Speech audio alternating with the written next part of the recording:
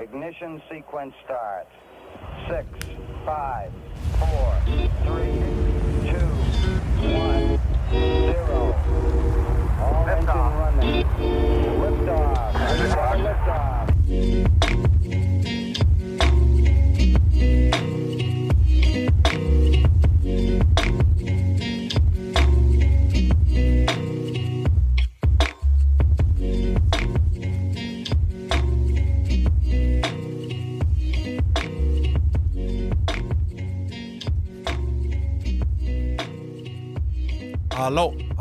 Hello. What is up, family? This is Hunter Klein bringing you this week's episode of Interplanetary Monkeys, episode number 45. Let's go. Approaching the end of 2020 and approaching the first anniversary, or the 1 year anniversary, the first 1 year anniversary for Interplanetary Monkeys. So what a time to be alive, guys. What an exciting time. I'm starting to explore with different merch ideas. You know, maybe hats, maybe t-shirts, something to celebrate, guys. Because something that I do not do enough in my life is celebrate achievements. Right? I tend to accomplish something and immediately look for the next step to take, right? The next achievement to chase, the next goal to accomplish, rather than spending some time, marveling at that achievement. And this is my attempt. Right? Not only for myself, but for you guys that haven't been involved either from the beginning or you have found your way into the Interplanetary Monkeys community somewhere along these last 45 or so weeks. Okay, so merch is something that I'm seriously thinking about, and hopefully sometime, maybe on the 52nd episode or shortly after, we can figure out some merch ideas and let people rep IP Monkeys gear wherever they may live. Okay. I hope everyone's doing well. This week wasn't too bad for me. Right? We started the week off with a beautifully chill 62-degree day here in Arizona. Now, this is rare here in AZ, especially this early after summer. And I have to tell you guys, it filled my body with endorphins to the brim. I was feeling high on life, feeling creative, feeling loose. It was so beautiful. And to reference older episodes, the duality created this beauty. Right? This 62-degree day felt like a shot of heroin because we were outside working our ass off in 100-degree plus weather for 100 straight days. The average temperature in Arizona here in August was 110 degrees. And throughout the summer, we had 52 total days over 110-degree temps. All of this hardship is creating a very, very beautiful feeling for me, and I'm sure other Arizonians alike as the seasons change. So shout out to brain chemistry and shout out to dopamine receptors. Okay, gang. Also, another event that I was brought to this week was my mom is suggesting that I get a dog, that I get a Game O Life companion, and I'm seriously considering it, guys. But it's a huge commitment, right? I might as well be deciding whether or not I want to have a child with a wife. Or that's what it feels like anyway. My mom breeds Newfoundlands and had 10 puppies in her last batch. No, batch is definitely not appropriate there. Litter. The word's litter. She had 10 puppies in her last litter. She sold 7 of them and has 3 left and wants to give me one. Right, and is kind of forcing it on me a little bit. 2 girls and 1 boy. And we have to go for the boy. But the responsibility, guys, it's intimidating for sure. But it may be just a move, right? The responsibility I need for a little extra growth and a little extra emotional support. And just a pal, guys, a right-hand man on this expansive journey that is the human experience. So will it happen? I'm not sure, guys. I'll keep you updated for sure, but I just don't know how I feel about this. All right, it seems it's such a heavy weight to hold, that of being in control of something else's life. Right? It seems like such a daunting task. Not like I don't have the discipline to make it happen, but I just don't know if my life is stable enough to, bring another living being or another living organism onto my ship of life right now, my journey, the journey that I'm on. So I have cold feet about it. You know, it's a very wonderful idea, right? It sounds beautiful, a cute little puppy to go to bed with, but what about all the responsibilities? What about a 116 summer day in Arizona, where there are some serious health concerns with animals, especially something like a Newfoundland? So it's just a lot to take in. And for that reason, I'm not really approaching it relaxed or nonchalant, right? I want to be very, very, very, very thorough with my decision I make here and whether or not it's a good decision. So I don't know. Maybe if you guys own pets, you can reach out. Let me know, what is that responsibility like? Did you have the same concerns before diving in, before owning a pet of your own? It's something I'm heavily thinking about and, trying to figure out what the right idea is. Guys, I don't know if you have been in media recently or anywhere on Twitter or anywhere on YouTube, but Kanye West was on the Joe Rogan Experience. And it was a very, very, very interesting episode. First off, the hype behind this interview was insane. Okay, the most hype behind a Joe Rogan podcast to date, undoubtedly. And rightfully so, I think, right? Kanye West is one of the more interesting humans that we have on planet Earth. Here is my take on Kanye. He's very talented. His music was revolutionary, not only for hip hop, but the whole industry.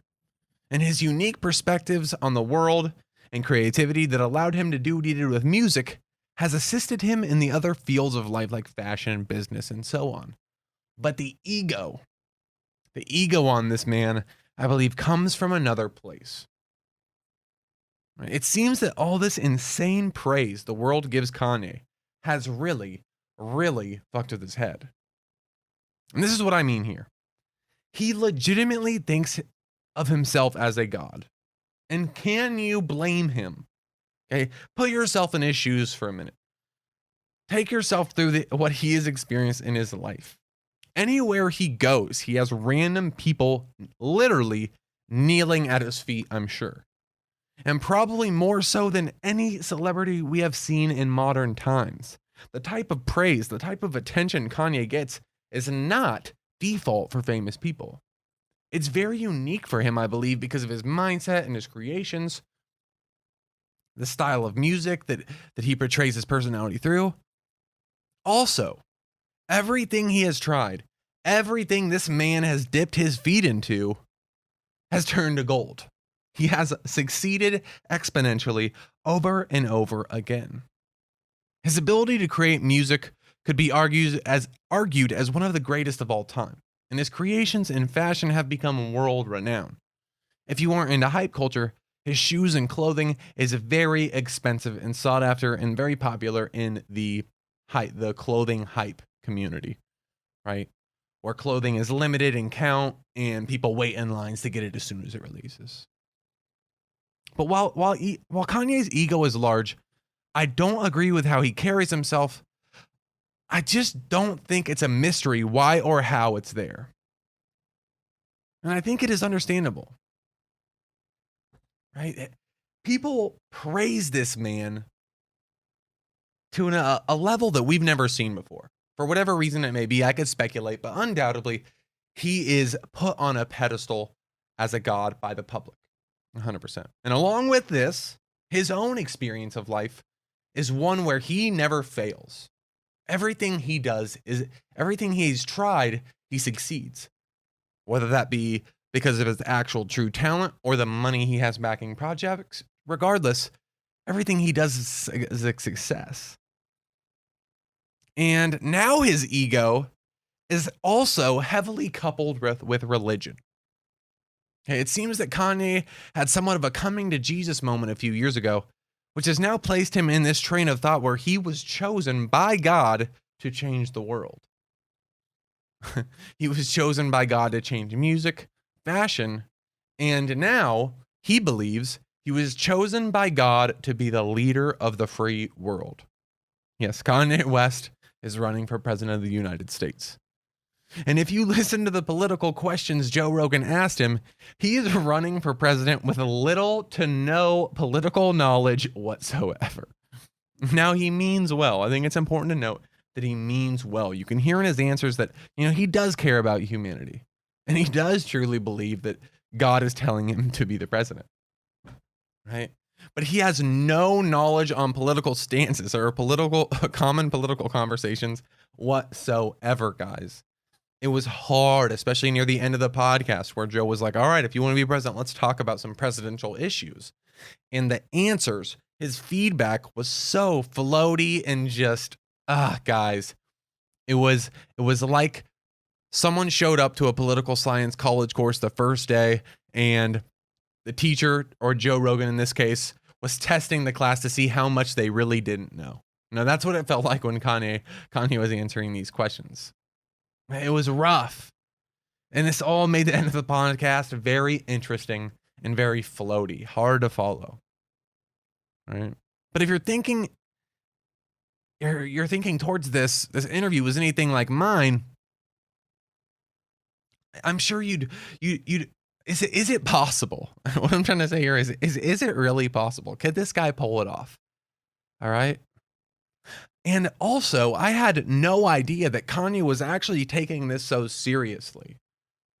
All right. If you're thinking it was anything like mine, you're like, oh, okay, Kanye's just ranting on Twitter about, he wants to be president. Right? That's all it is. Write him in if you want to make a joke out of it. And at best, this guy's going to get maybe 1,000 votes, or his true fans are going to write him in, the people that really don't care about politics. But he has a legitimate team behind him. He has production. He has media. He has videos on YouTube and on his website that show you how to write him in on a ballot. You can also legitimately write him in on ballots in like 13 states, guys. And according to his claims, numbers given to him by his political team, I guess, it is technically possible for him to win based on the numbers. I don't know how skewed or biased these calculations are. Does everybody in these 13 states have to vote for Kanye for him to win? I don't know. But according to Kanye, it's technically possible for him to win based on numbers. Now, will he win? Absolutely not. Do I think he should win? Absolutely not. I have no problem with non-politicians running for president. But at the very least, guys, you need to educate yourself politically if you want to be the political leader of the United States. Figure out where you stand on topics. Get a team behind you that has realistic plans or solutions. The fact that Kanye not only comes into an interview claiming that he wants to be the president of the United States with no political knowledge behind him whatsoever is a lot. But along with that, you don't have a team behind you with plans. You don't have at least some kind of script or some kind of like speech or go-to catchphrase that you want to throw out there. You have nothing. All right. To be quite frank with you guys, I think it's insanely embarrassing what Kanye did. I think it's insanely embarrassing to consider yourself a legitimate presidential candidate with the little amount of knowledge Kanye West has on politics. Right? I think it's insanely embarrassing. And also, I think it's a little disrespectful to the actual role and the country itself. I believe his ego has gotten so big. He's in such a nebulous universe of his own, of confidence and ego, that he's not able to think about these things logically. There's no other way. And I think 100% that his ego has got the better of him here. I truly believe that he needs to stick to music and fashion and building cities. Or take some political science courses. Or at least get a politically literate team behind you. Because self-belief and having faith can only take you guys so far, guys. And I don't think Kanye sees the world through that lens. I think that from what he's experienced, from his experiences as a human, no fault to Kanye, from his experiences as a human, this is the way it works.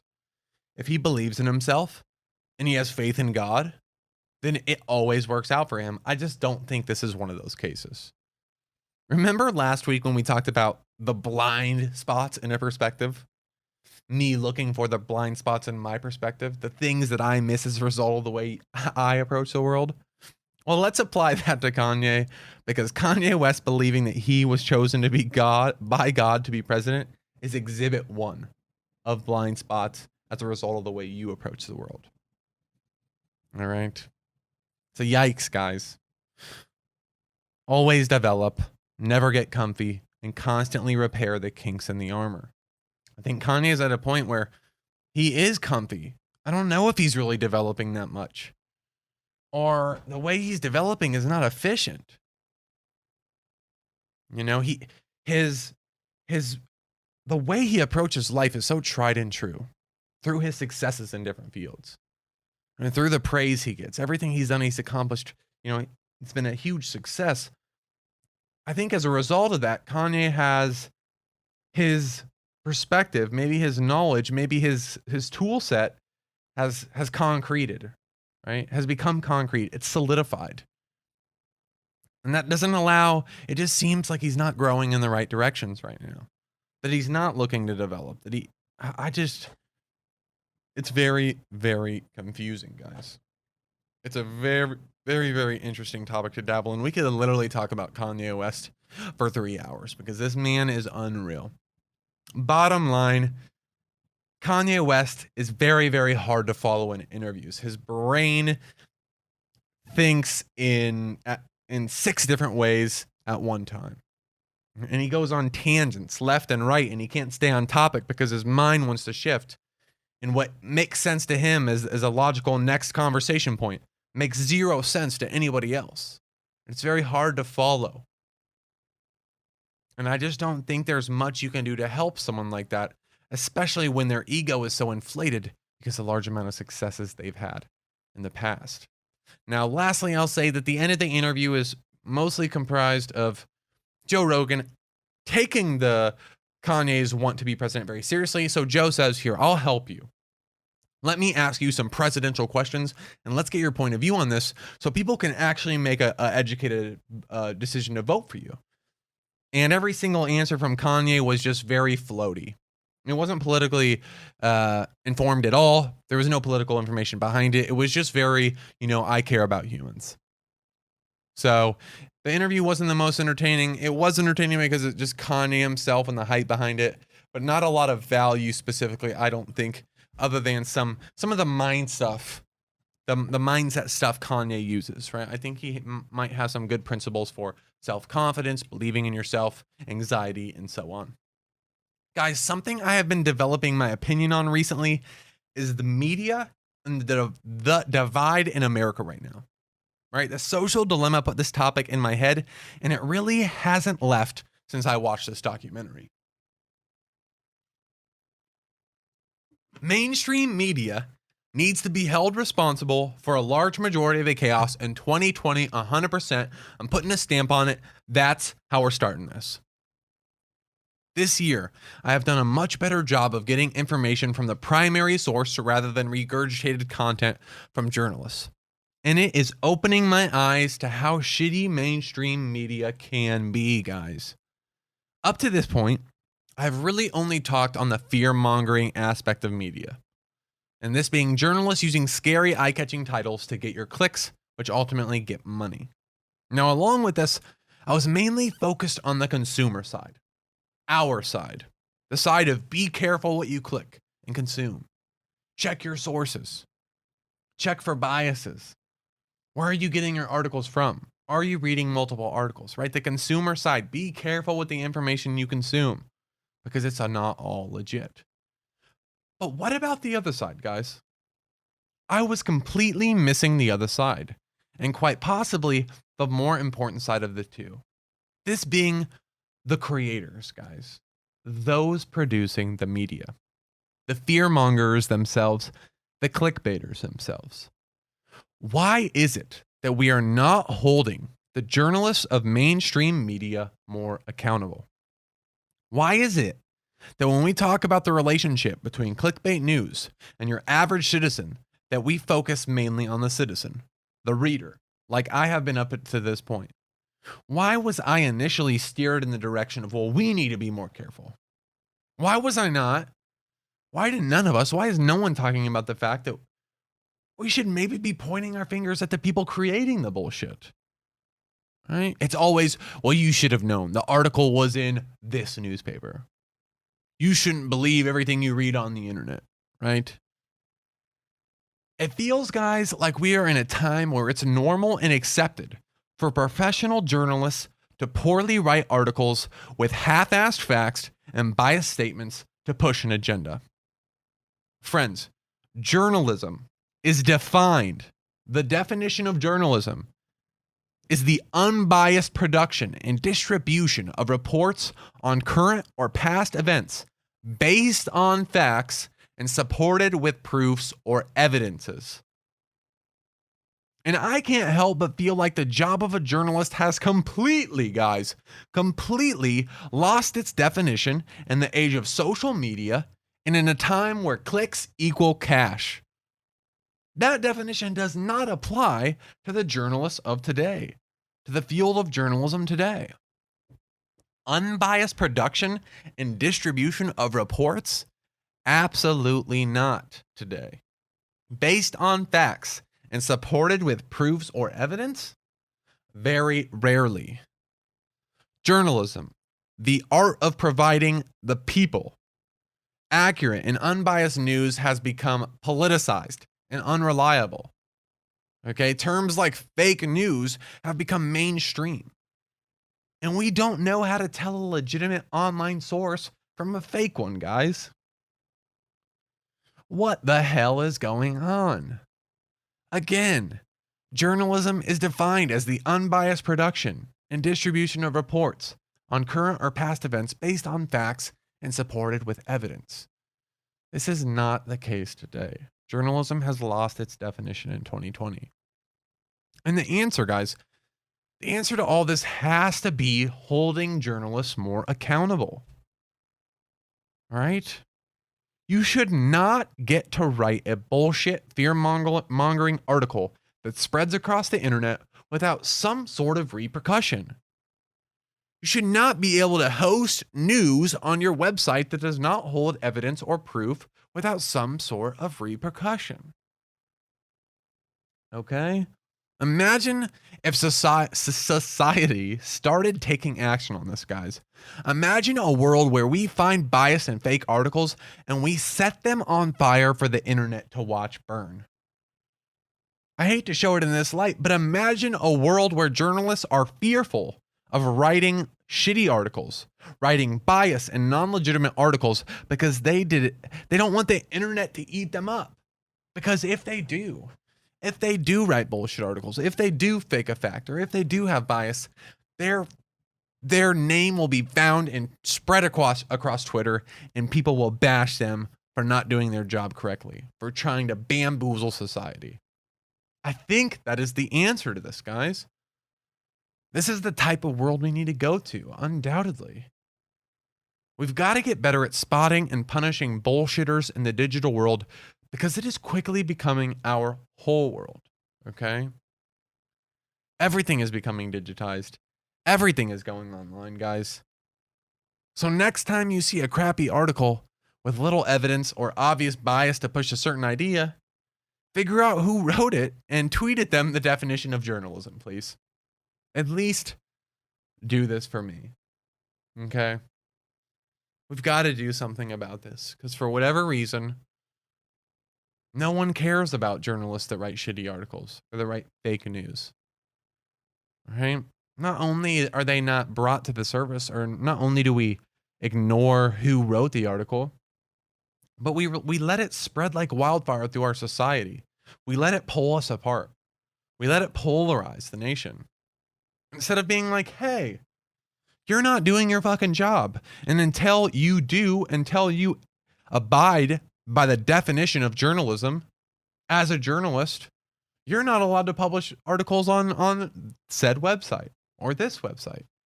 You can go do your independent blog, but if you're going to write shit on our website, it needs to be non-biased. Who is doing this, guys? Is there a news website out there doing this? If so, please send it to me. We need to find them and we need to put them on a pedestal because it's something that we desperately, desperately need right now, guys. Okay? Okay. We got a call this week from a listener. Guys, if you want to call in, if you want to get involved with the episodes, the Interplanetary Monkeys hotline phone number is 602-892-4371. Call this number, leave a voicemail. It can literally be about anything, right? We are not encapsulated in some sort of thought bubble here on IP Monkeys. We talk about anything and everything, from the science of crying to toxic masculinity. Okay? All right, let's get into it. Let's pull up this call. And this call is from Tim in Nebraska. Yeah, I mean, a good positive I got from COVID is learning to spend more time and being more comfortable with myself and just spending time by myself. And it's been a beautiful thing. For about 7 years, it's been 7 years in the making, but I finally made the decision to see a therapist, and it's making me realize things that have been affecting me that I didn't even know were affecting me to begin with. So it's nice kind of recalibrating the brain a little bit in that sense. Oh my gosh, that's beautiful. Thank you, Timmy, for calling in. I really appreciate that, man. And good for you, brother. Good for you. Now, I am going to start off this and say I'm jealous. Okay, I'm jealous that you're working out, you're doing mental biceps in the gym with your therapist, because that is something that I do not do. Now, I use money as an excuse, but is that really the reason? No, I think it's laziness, and I think I need to get in and go to a therapist. All right, now you said I made the decision to see a therapist, and it's making me realize things have affected me that I didn't even know were there. And the fact of just being by yourself. Okay, I don't even know if you need a therapist for this to happen. Even just sitting by yourself, so many people in the world, guys, in a world of constant stimulation and constant entertainment. And as soon as you leave one room, you have a YouTube video playing in another. And as soon as you leave that room, you throw on earbuds to listen to music. We're rarely ever left by ourselves to swim in our own thoughts. And to be honest, a lot of people cannot do that. A lot of people, it makes them anxious. When they're by themselves, they have to face things that make them uncomfortable. Guys, being by yourself is a goddamn superpower. Now take this. I feel obligated to go on this tangent because moving to Arizona was one of the most introverted journeys that I've ever gone in my life. I moved alone, knowing absolutely no one here, working constantly spending time on myself, working. And there were some hard spots. There were a lot of times where I would get in a negative rut or where things would just kind of get bad in my head, right? I was just kind of stuck in there, very, very deep down in the inner capsules of my brain. Things got a little rough sometimes. But as a result of these 2 years, spending a majority of the time by myself in isolation, left to swim in my own thoughts, I have learned to love myself to such an extreme amount, guys. And I know this sounds floaty. I know this sounds outlandish, but it is truthfully such a strong feeling. Yeah, I notice that as I go on, dates or communicate with not only females looking for relationships, but also other males finding friends, that I'm so much more comfortable dabbling in relationships now because I'm very confident, right? I have a much better idea of myself than I did 2 years ago. I'm not nearly as insecure, right? I've trudged through the mental mud, if you will, and gotten really comfortable with who I am. So I think, Tim, that's fucking amazing. I think that's amazing that not only are you getting better at being by yourself because it's a superpower, but the fact that you're actually taking the necessary steps to go, to dig up some old graves, right? To confront some old demons potentially. All right. And yeah, I think, I've never gone to, I've gone to a therapist a couple times for just very short amount. I think 2 appointments that were about 2 weeks apart. So I haven't really gone to a therapist But I imagine, if I were to follow in your tracks here and go see a therapist, that I would uncover some things from the past that are actually rooted in modern day for me as well. And I don't know, maybe this is a blind spot in our perspective, right? Maybe it's hard maybe we do need the help of a therapist or a mental health coach or someone to kind of identify, what things are we doing some self-coping mechanisms? Do we justify things like I talked about last week? I'm really good at justifying things. Am I justifying shitty things to cover up some trauma that is kind of hiding in my life day to day? So I am really, really jealous. And it really is a beautiful thing, like you said, that you're doing that. And even for me, guys, I've said this before and I'll say it again. I'm not really in a rough mental spot right now. I feel fantastic. Day to day, I feel fantastic. Right, every now and then, I kind of question whether or not I'm wasting time, question whether or not my dreams have the actual possibility of coming to life. But for a majority of the time, I'm fantastic. I'm confident. I dream big. We work hard. But that doesn't mean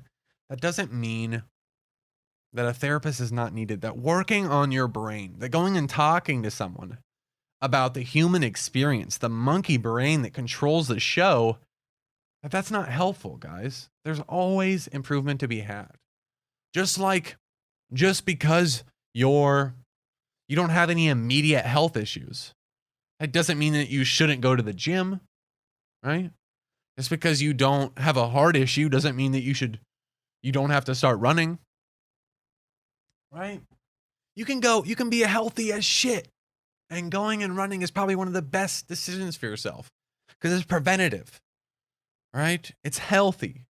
Right? Just like if you're in a good mental space, going and seeing a therapist, going and seeing a mental health coach, spending more time by yourself, working, doing mental gymnastics, mental squats, if you will, is healthy as shit, guys.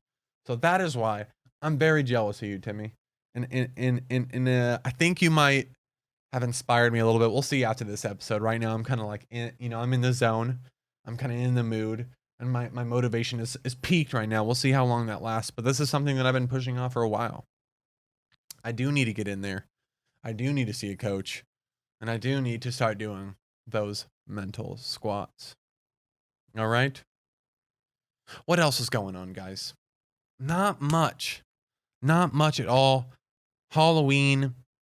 Hopefully you guys are enjoying the holidays. Depending on where you're at, I don't know if you're going to be able to enjoy it as some others might be able to, specifically California. I don't know if you guys are unable to trick or treat. I've heard they're doing some wacky stuff like throwing candy out into the yard. Now, if this is the case, if trick or treaters are walking down the street and people from homes are throwing candy in the yard, then I feel cheated during my childhood. Do you know the exponential amount of candy that you could collect if rather than picking one piece up from a bucket at each doorway, the candy is thrown to you on a completely optimized path down a sidewalk? Do you know what that, can you imagine the difference in candy per minute is between standard, traditional trick-or-treating, walking from door to door in this U-like pattern, compared to the candy per minute that you can achieve when walking right down a straight line, having candy landing at your feet?